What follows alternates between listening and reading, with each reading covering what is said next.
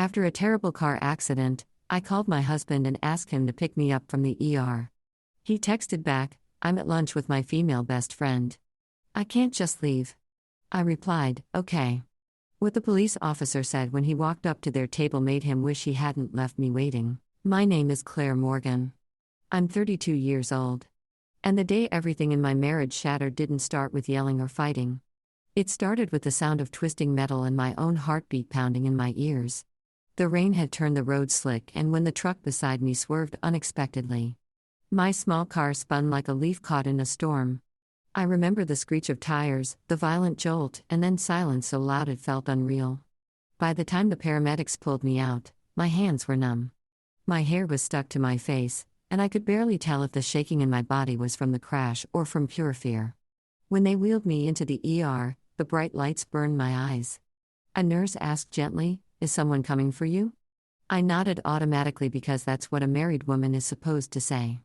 I believed my husband, Daniel, would rush to me. I believed I mattered enough. With trembling fingers, I called him. My voice was barely stable. As I said, "I had an accident. Can you come pick me up?" His reply wasn't a call. It was a text. A cold, casual text that might as well have been from a stranger. "I'm at lunch with my female best friend. I can't just leave." For a moment, I thought I read it wrong. My vision blurred, not from the pain in my ribs, but from something deeper, something far older than the accident. I typed slowly, "Okay," even though nothing about it was okay. The nurse returned, expecting reassurance. I forced a smile I didn't feel and said, "Someone is coming." No one came. Minutes bled into an hour. An hour bled into 2. Every time the ER doors opened, I looked up instinctively, hoping, then pretending I wasn't hoping. That was the moment I understood what kind of place I held in his life. But miles away, in a warm restaurant filled with laughter, a police officer was walking toward my husband's table, and the words he spoke would make Daniel regret every second he left me sitting alone in that cold hospital.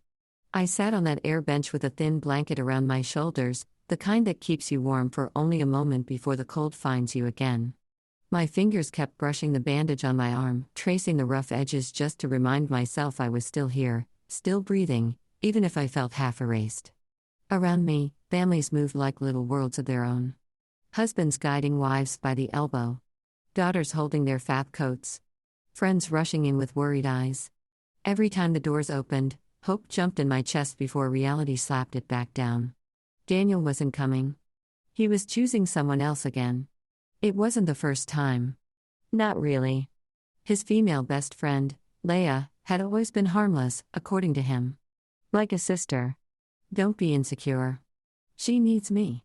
But the truth was simpler. I had spent years watching him light up at her messages while mine went unanswered. I had watched him cancel our anniversaries, but never their lunches.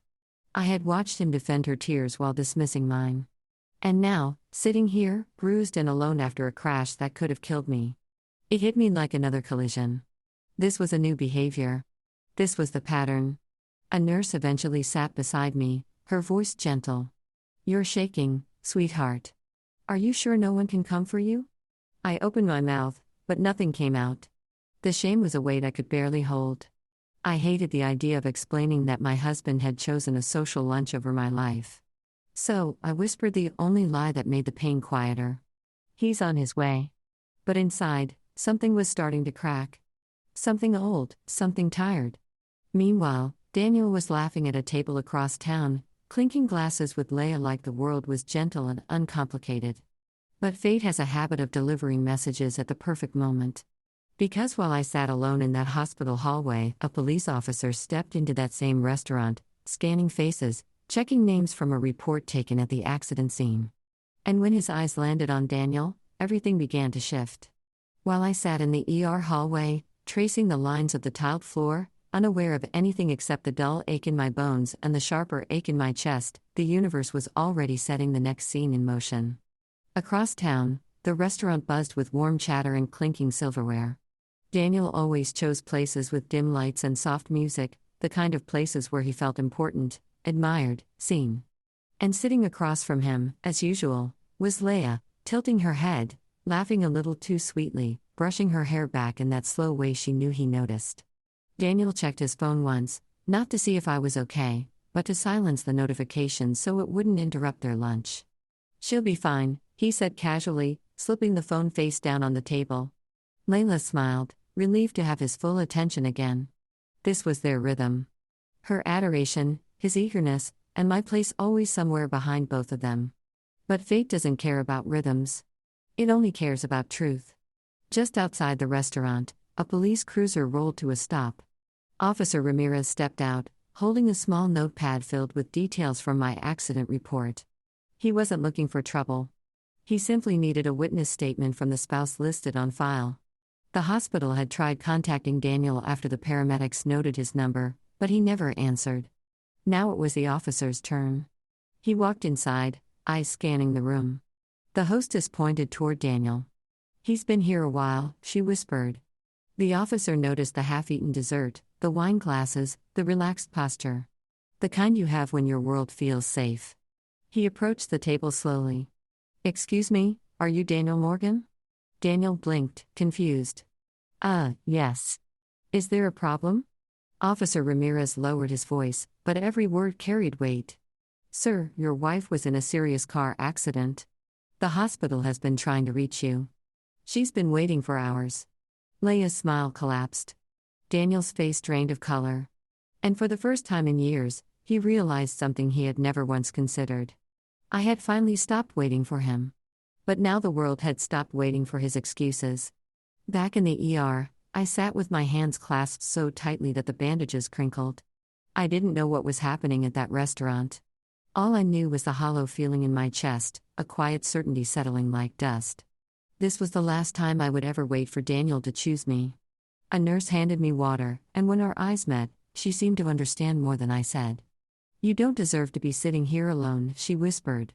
The words almost broke me because they were too true, too simple, too far from the life I had been living. I checked my phone again. Nothing. Not a missed call, not a message asking if I was okay.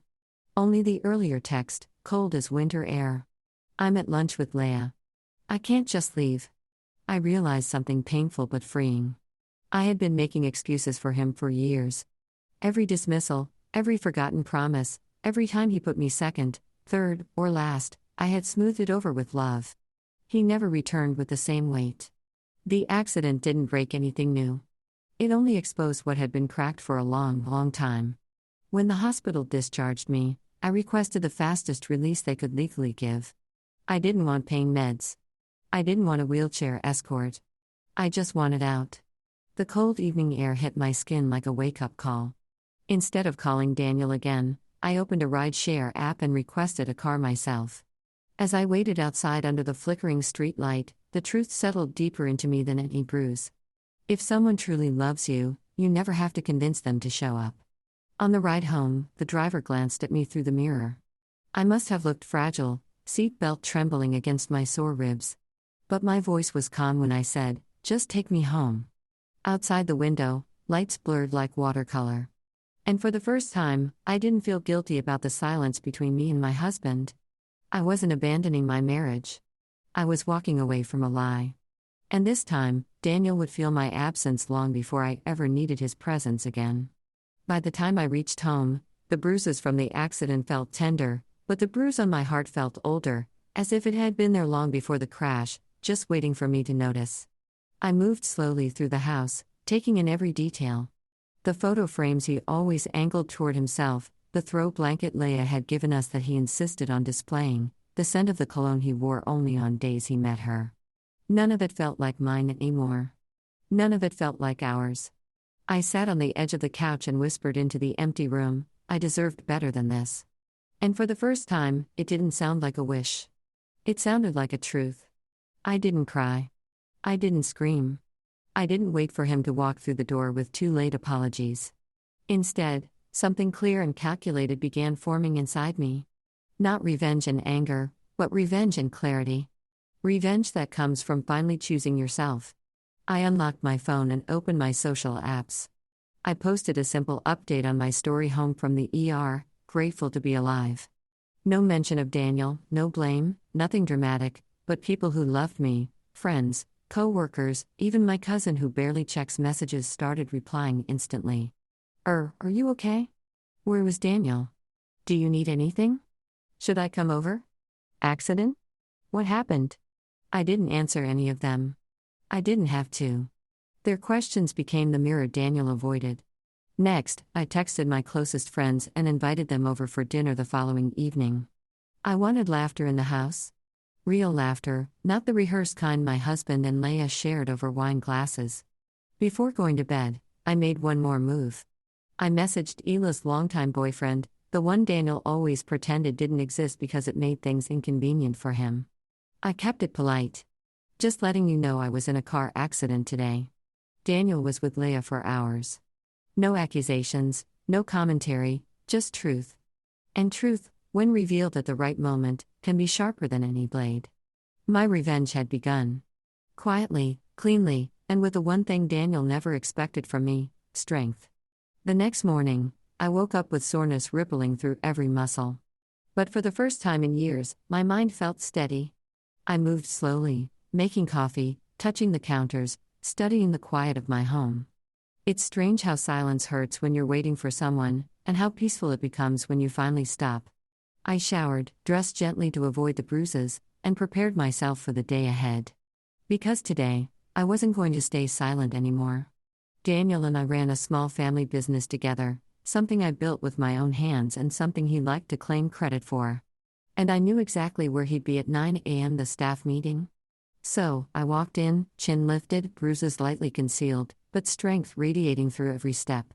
The team murmured the moment they saw me. I never missed a meeting unless something serious happened. Daniel's face went pale. He hadn't expected me there. He certainly hadn't expected me standing. Claire, he said, rushing forward, voice low. I was going to come home. I swear. I lifted a hand. Let's start the meeting. People sat. Daniel hovered beside me, uneasy. He was waiting for me to cover for him to protect him like I always did. But that version of me had died in the ER waiting chair. I started the meeting with one simple sentence. Family is defined by who shows up in your hardest moments. Silence felt like a stone. I didn't accuse him. I didn't raise my voice.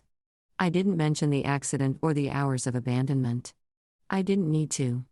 The truth was already spreading through whispers from my friends online, through questions people had asked him when he came home late, through the worried texts he ignored for hours. Then the door opened. Leia walked in carrying paperwork for Daniel. But when she saw me, she froze. Her guilt showed before her words did. She dropped her gaze, cheeks flushing bright red. The staff looked between her and Daniel, confusion shifting to realization. Reputations don't break loudly. They crack quietly under the weight of truth that can no longer be hidden. And Daniel's carefully polished image had just begun to crumble. That evening, Daniel came home with flowers and shaking hands, the kind he only bought when he wanted forgiveness, without accountability. His voice trembled as he said my name, like he finally understood that something inside me had shifted in a way he couldn't undo. I watched him stand there, confused, afraid, trying to guess which version of me he'd come home to. But the truth was simple. There was no version of me left that would carry him anymore. I'm sorry, he began, stepping closer. I should have answered. I should have come. You chose, I said softly, cutting through his excuses. And now I'm choosing to. He blinked rapidly like he didn't recognize the woman in front of him. Claire, I'll make it right. We can fix this. Please. His voice cracked at the end. But guilt is not love. Panic is not devotion. And flowers can erase the sight of my own reflection in that ER window. Small, alone, forgotten. I needed you when my car was crushed. I needed you when I couldn't stand without pain. And you were laughing over wine with another woman. My words weren't loud. They didn't need to be. Truth doesn't require volume. He reached for me, but I stepped back. For the first time in years, he looked truly frightened. Not of losing me, but of losing the person who made his life easy.